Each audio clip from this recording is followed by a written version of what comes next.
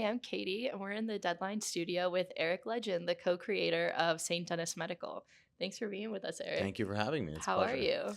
I'm feeling good. I'm in Austin. Can't be too Yeah. bad. Yeah. So I want to start with a pretty broad question about bringing the mockumentary style to the medical field. We get so many shows that are very dramatic in the medical field, and I'm curious what drew you to doing a mockumentary style show. Yeah, that's a good question. I think it was specifically that I've had many experiences in the ER, whether it was for me or for my sister-in-law or a friend or a girlfriend, and like all of those situations were had funny aspects to them. They weren't all overall hilarious, but Mhm. some of them were. And so to me, they were funny kind of because of the seriousness of the expectations of going into a hospital and then the reality of what it's actually like. And so I wanted to do something that tried to capture what it's actually like and some of the dark humor, some of the oddball humor, just the silly and the very real sort of humanizing things that happen. And I love those really dramatic shows. I'm a big House fan, Mhm. but I wanted to try something that just felt like trying to capture what it's actually like. Mhm. In addition to your own life, where do you draw inspiration for these moments for the show? And do you pull from the headlines at all? I do. It's really a combination of like buckets to pull from, and one of them, as you're saying, is my own life, and stories that have happened to me in or out of a hospital. But yeah, I mean, there's an episode that recently aired that I get all these news alerts now about like hospitals and nurses and Oregon, like things that I've just searched over and over again for the show. And I saw this article about a cat that gave someone the plague in Oregon, and so all I had was to the writer's room. I just came in and was like, Plague Cat, something with Plague Cat. And it turned into one of my favorite episodes of the season, which we called Buffalo Bruce and Maddie the Kid, about a cat in the hospital who gets loose that is suspected of having the plague. So funny. The show's really been resonating. It was, NBC's top new show with the 18 to 49 demo. How did it feel to see audiences really take to it?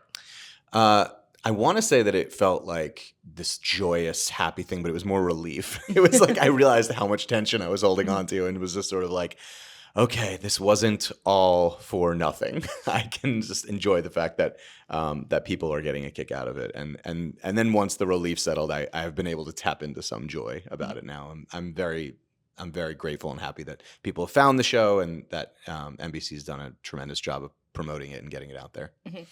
We're kind of seeing, a revival of sorts of the network comedy, and coming from Superstore and American Auto, and now with St. Denis Medical. What draws you to a network comedy, and what has made you stick around with that genre? I think there's like from the maker of it perspective, I love the lifestyle of coming into a show regularly with the same people for the whole year and just creating that kinship and that joy and going through hard times together and just having like a your own sort of work family. So I love that aspect of working in network comedy. But as a viewer, I would say, Superstore, I don't remember anybody when I was working on it.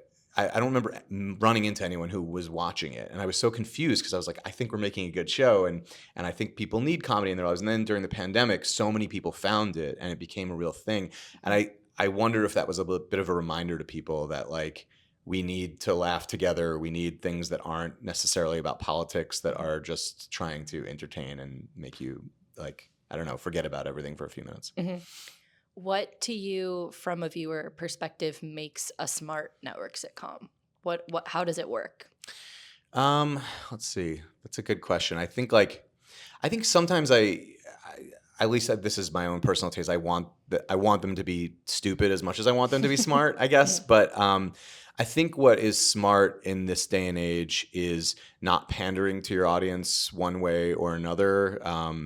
Like it sounds like academic or something to be like ask more questions than you're answering, but I think like the really good shows are the ones that you see both sides of this conflict and you're almost equally pulled to each of them. But I think also like having characters that behave to the top of their own intelligence and worldview and consistently, but also inconsistently, the right amount, the way that people act inconsistently. There's probably a lot more that I'm Mhm. missing, but that's some of it. Well, congratulations on season 2. You got the Thank you. renewal. Well, can you say anything about, what your plans are for the second season and, what audiences can expect? Yeah, only that I have plans, and until the writers make those plans better or talk me out of them, which they're also able to do very effectively. I want to keep on the same course as we were on season one, in the sense of having moments where we push the characters' relationships further along, but also just having every episode be a story unto itself and not feeling like it's too twisty turny. I think that, especially being part of the mockumentary format, you want to be somewhat truthful to reality, and I don't think reality is as twisty turny as Mhm, sometimes shows can be. So I'm hoping to sort of keep the energy similar to what we did in season one, mhm. but with more, we have more confidence now. We know the characters better. We'll maybe get out of the hospital a little bit more. So yeah. I found it really interesting, what you were saying about not pandering to the audience per se. And I think nowadays with social media and everything, it's very easy to access people's opinions of what you're creating. I'm curious how much you tap into that and how much you don't.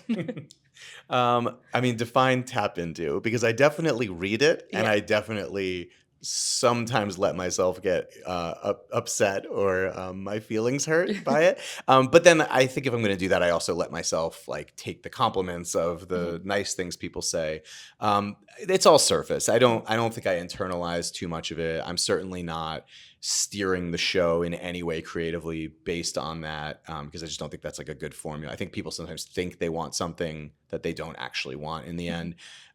But the things that I've really taken, that I've chosen to internalize, are the people who work in the medical field, mhm, who say, this is what it's like, or I had something just like that happen to me. I get so excited by that type of feedback. And then occasionally when people are like, this isn't quite right of how it would work in medically, you wouldn't do this. I do go, oh, okay, good note. Like, mhm. I know for next time. So I take that stuff on a little more seriously. St. Denis Medical shoots in California, and there's been a lot of calls recently to bring production back to California, especially after the wildfires and just like the really rough few years that LA has seen. And I'm just curious, what works for you about shooting in LA and about shooting in California, and uh, what how you make that happen, and what you make of these calls to bring production back. Yeah, I feel like I was ahead of the curve on this, because there was talk about shooting it elsewhere, and I really fought for it to be in LA.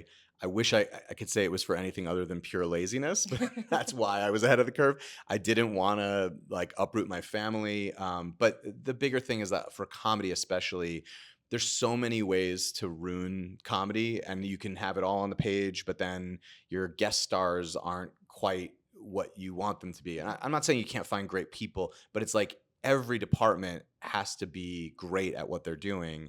And while I'm sure you can find that in other cities, I know LA is where everybody comes to be the best at what they're doing. And Mhm, so I think that you're running downhill when you're shooting in and around LA, because you just have access to the biggest pool of those people. You don't have to worry about, you may have like three great DPs in Portland, but they're not available. mhm. And I have a lot of people that I've worked with that I love and that I trust. And so it's been a joy, and also just much easier to shoot in LA. Awesome. Well, thank you so much. I really appreciate Thank chatting with you. you.